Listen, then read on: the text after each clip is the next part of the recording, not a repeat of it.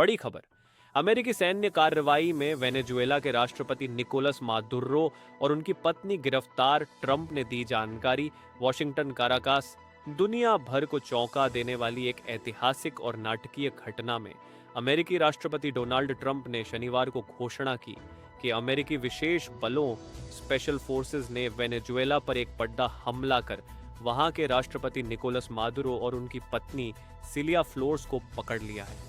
Trump के अनुसार इस गुप्त सैन्य अभियान के बाद दोनों को वेनेजुएला से बाहर ले जाया गया है और वे अब अमेरिकी हिरासत में हैं। ऑपरेशन एब्सोल्यूट रिजॉल्व की पूरी कहानी।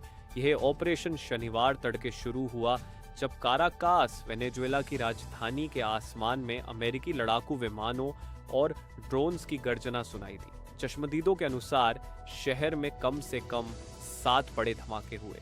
राष्ट्रपति ट्रंप ने फ्लोरिडा के मार ए लागो में एक प्रेस कॉन्फ्रेंस के दौरान बताया कि अमेरिकी डेल्टा फोर्स के जवानों ने इस ऑपरेशन को अंजाम दिया।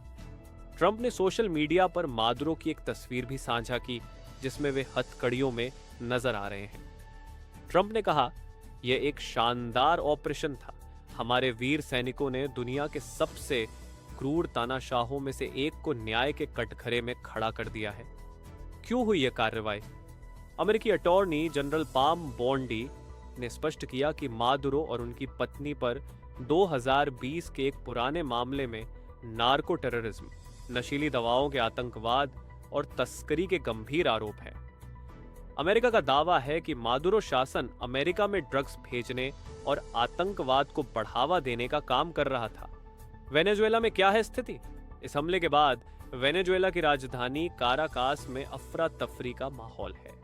वेनेजुएला की उपराष्ट्रपति डेल्सी रोड्रिग्स ने इस कार्रवाई को साम्राज्यवादी हमला और अंतर्राष्ट्रीय कानूनों का उल्लंघन बताया है। उन्होंने पुष्टि की है कि राष्ट्रपति मादुरो को उनके निवास से जबरन ले जाया गया है। फिलहाल वेनेजुएला की सुप्रीम कोर्ट ने उपराष्ट्रपति को कार्यवाहक राष्ट्रपति का पद संभालने का निर्देश दिया है। दुनिया भर में प्रतिक्रिया।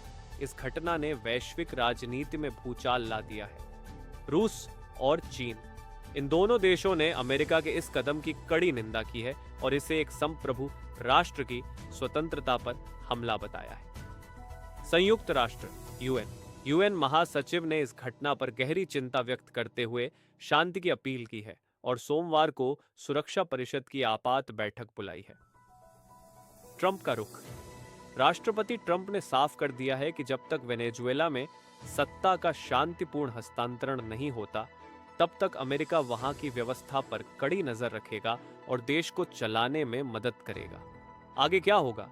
खबरों के अनुसार मादुरो और उनकी पत्नी को न्यूयॉर्क ले जाया गया है, जहां उन पर मुकदमा चलाया जाएगा। यदि दोष सिद्ध होता है तो उन्हें अमेरिकी जेल में लंबी सजा काटनी पड़ सकती है। विशेषज्ञों का मानना है कि इस कदम से दक्षिण अमेरिका और अमेरिका के रिश्तों में तनाव अपने चरम पर पहुंच जाएगा।